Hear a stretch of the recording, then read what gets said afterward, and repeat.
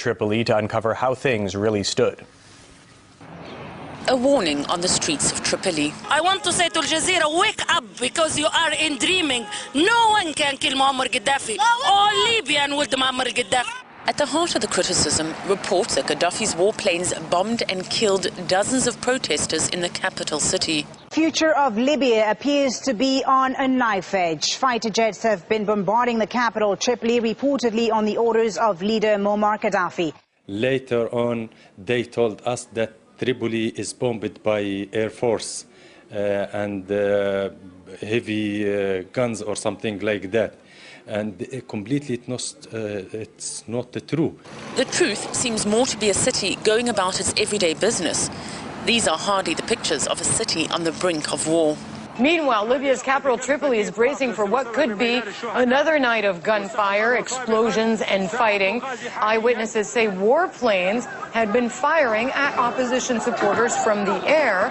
When we invited the foreign media to come to Tripoli and to Libya and to see and to watch and to send their reports to their channels, we noticed that the administration or management of their channels selected what they want from these reports and eliminate or delete what does not serve their purposes.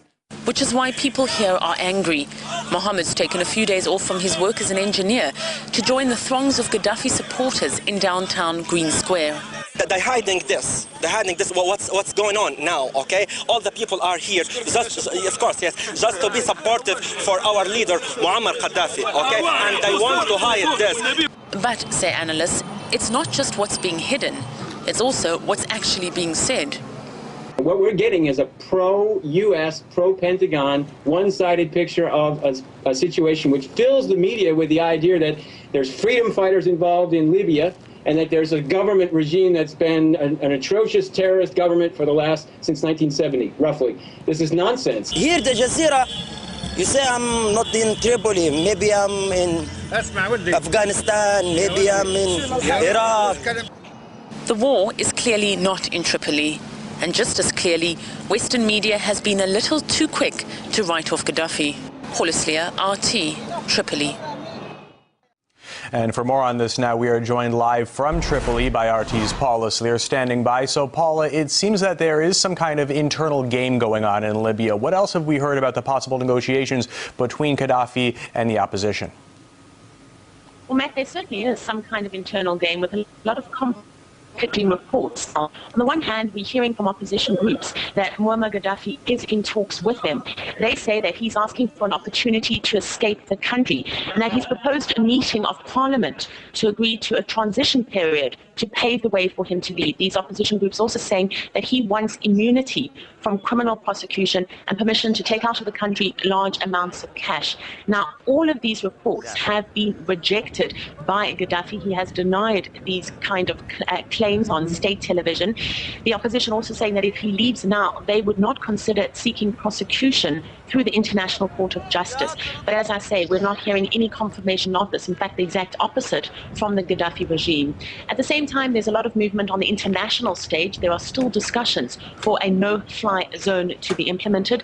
The latest word from the U.S. administration and the American President Barack Obama is that America is still considering military intervention. Now, the U.S. Defense Secretary Robert Gates has been caught speaking quite red-faced. I mean, he didn't realize that he was actually mic'd, and he was met at the airport in Kabul, Afghanistan, by General Petraeus. And Petraeus joked to quote him, "Welcome back, sir, flying a little bigger plane than normal. You're going to launch some attacks on Libya or something." And to which the U.S. Defense Secretary responded by laughing and replying, "Yeah, exactly." So that certainly is something that has caught the American administration and embarrassed them. We also are hearing rumors, though, that the United States has asked Saudi Arabia to supply arms to rebels. No independent confirmation of the development of the state. Now, just a week ago, the coverage of this story in the mainstream media suggested Gaddafi's fate was all but sealed. But what are you seeing on the ground in Tripoli? certainly not saying that his fate is sealed. If anything, it seems as if the Western media was too quick to bury Gaddafi. Here in Green Square and in large parts of the capital city, wherever we go, we're flanked by people waving green flags, cheering Gaddafi's name. There is the possibility, and there certainly are rumors, that some of these supporters are being paid by the Gaddafi regime. Whether that's true or not, it cannot be denied that there certainly are large swaths for Gaddafi here in the capital city. All right, RT's Paula Slier live for us in Tripoli. Thanks very much for that report.